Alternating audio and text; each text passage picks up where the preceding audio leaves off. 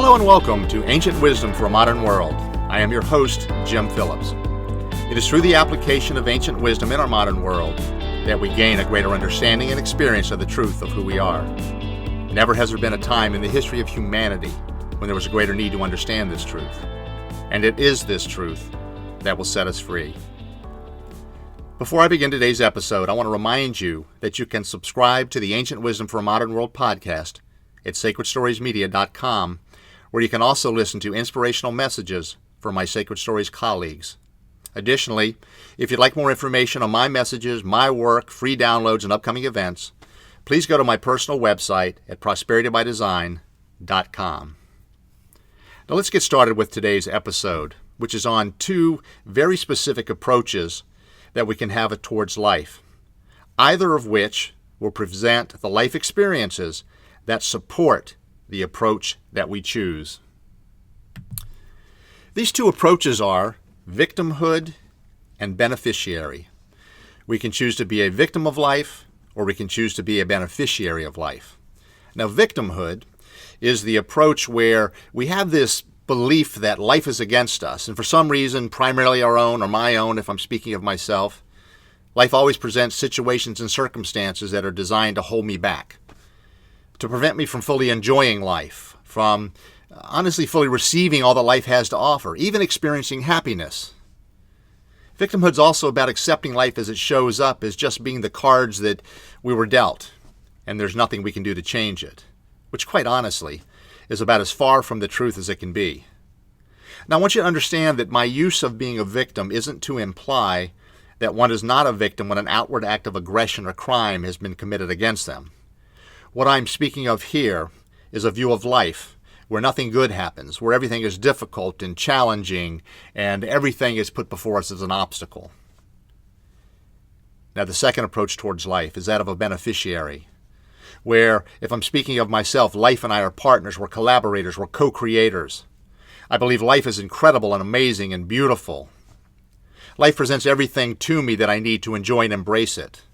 Life presents everything to me that is required to live in full experience and expression of the truth of who I am. Life is beneficent. I want to share with you a quote that you're probably familiar with. It's by Henry Ford. And then I'll apply it to these two approaches to life. Whether you think you can or you think you can't, you are right. When we apply this towards these two approaches, it reads, whether you believe life is for you or against you, you are right. Now, this isn't because life has some vendetta against you. It's just because this is the way life works. Life presents to us exactly what we ask for. If you, through your thoughts and beliefs and actions or words, communicate that you're a victim of life, life will present every opportunity for that to be your experience. If, on the other hand, you believe life and you are in partnership, and you're the beneficiary of this partnership, then life will present opportunities for that to be your experience. Here's what I know to be true. The universe is compelled to present to us what we believe and what we hold is true about life and ourselves. It's kind of funny, but actually in this way we can say that life is an equal opportunity experience. We get to choose what we believe, and then life provides what supports that belief, and we then subsequently have the experiences. Look, I know the shift from victimhood to beneficiary is not easy, but it is simple. It's honestly just a shift in perspective about life and ourselves from why is this happening to me to why is this happening for me. Now, how do we make the shift? Well, I believe there's a very simple two-step process. The first of which is really just becoming aware of and acknowledging that your perspective on life, or my perspective on life, is that I'm its victim. Become consciously aware when you think, say, or do something that supports or validates this victimhood. What we proclaim or claim becomes our experience. As an example, if I verbalize or even subconsciously hold the belief that everything happens to me, this will more often than not be my experience of life. Now, I say more often than not because even in extreme cases of victimhood, life offers incredibly wonderful life experiences that go unacknowledged as such, or they might even be discounted as being a wonderful experience. To change anything, we have to first acknowledge that it exists. And then we assume responsibility for it. I know, I can hear people now saying, I didn't create the fact that life is against me. I'm not responsible for my being a victim. Well, here's what I know. We can only change what we create. And we create our life experiences as a result of our thoughts and our beliefs about life and ourself. Ask yourself this, honestly. Ask yourself why you feel the way that you do. Why do you have this feeling? If this is you, and it might not be, but if this is you, if you have this experience of victimhood or life is against you, or this sense that everything that shows up in your life is a challenge, difficulty, or an obstacle, ask yourself, why do you have this feeling that life is always conspiring against you? Now, if this is your belief, I'm sure you're going to come up with example after example of how life has conspired against you. And you may well have had these experiences of victimhood, but it doesn't mean you're a victim of life or that life is against you. It quite simply means that in these specific experiences, you chose to be a victim. And the more you choose to be a victim, the more you experience victimhood, and the more the universe is going to provide that opportunity for you to have that experience of being a victim. Here are a couple of quotes, again, that will help bring this whole idea of victimhood together and how we are responsible for it and how we create it through our thoughts, our beliefs, our actions. We move toward or attract what validates what we hold as true. Very simple. We move toward or attract what validates what we hold as true. And the second one from Paulo Coelho, the author of the brilliant book, The Alchemist. And if you haven't read The Alchemist, I highly recommend it. It's an incredibly wonderful, insightful book. But here's what Paulo Coelho said. When you want something, all the universe conspires in helping you to achieve it. When you want something, all the universe conspires in helping you to achieve it. Now, you might say you don't want the experience of being a victim. You haven't even asked to be a victim. And that might be true. You might have not actually said, I want to be a victim of life. And yet you communicate it through your thoughts, your beliefs, your feelings, and your actions. Let's look at the idea of victimhood from a much higher perspective. Albert Einstein posed what he called the most basic question we can ask ourselves. Is the world a friendly place, or is the world a hostile place? Whichever way we lean in answering this question will result in the experiences that support that belief. So if you believe the world is a hostile place, you will find every opportunity to experience life as hostile. However, if you believe the world to be a friendly place, you will find every opportunity to experience the world as friendly. So what is it you believe about life and yourself? Is the world a hostile place, or is it a friendly place? Are you a victim of life, or are you a beneficiary of life? Are the beliefs you hold true? And this is not in just some situations, but in every situation. You know, if we're honest with ourselves, and this is what I believe William Shakespeare was addressing when he said, above all else, to thyself be true. If we're honest with ourselves, we discover the beliefs we hold about being a victim are not about life, but they're beliefs we hold about ourselves. Beliefs that ultimately deny the greatest experience and expression of ourselves. Thoughts like I'm not worthy, I'm not good enough, I'm not deserving, I can't do this or that, I don't have this or that. When this happens, I can, blah, blah, blah, fill in the blanks. It's these limiting beliefs in ourself and life that deny the experience of the goodness of life, the beneficence of life that is, always has been, and always will be available to us. In a funny, very tongue-in-cheek way, the belief that anyone might have of being unworthy or undeserving of the goodness of life is a very arrogant belief to hold. In essence, what they're saying is that out of the more than 7 billion people on this planet, the universe has chosen them. They are this special one as the one that the universe, that life, will deny all that it has to offer. Really? Are any of us that special? Let's move on to the next step in this process of adjusting our perspective from that of a victim of life to being the beneficiary of life. Step number 2 is getting clear on how we want to experience life.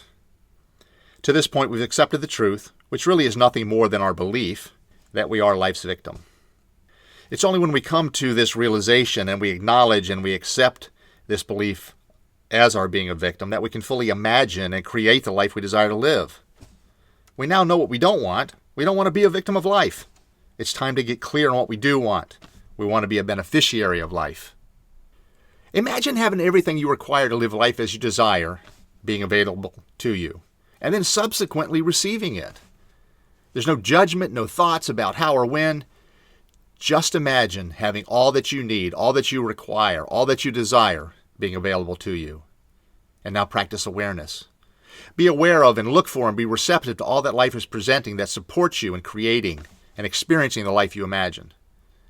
And now make choices and take action based on what you now see that supports you living the life you desire. Of course, we need to be intentional and persistent in this process. Keep in mind the perspective of being a victim wasn't gained overnight. It was the progressive acceptance of life being difficult, nothing ever working out for you, life always throwing one difficult circumstance after another at you. It was gained through the example set by family and friends and associates, the media, even society as a whole, but none of which makes it true.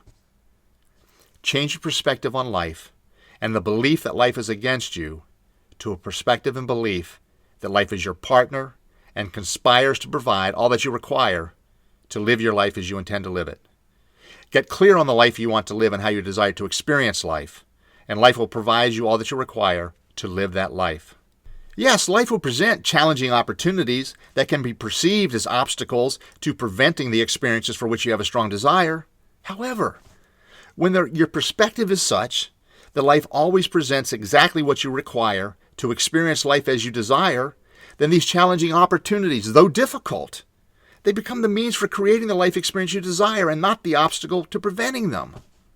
I began with stating there are two approaches that we can take to life. I am either a victim of life or I'm a beneficiary of life.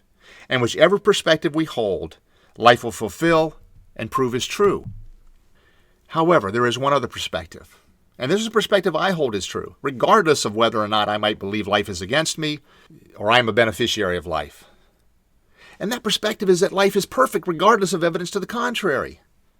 Life always provides what is required, when it is required, for our fullest experience and expression of the truth of who we are. You cannot not be a beneficiary. That's the paradox to this. You cannot not be the beneficiary of life. Life will always give you what you need.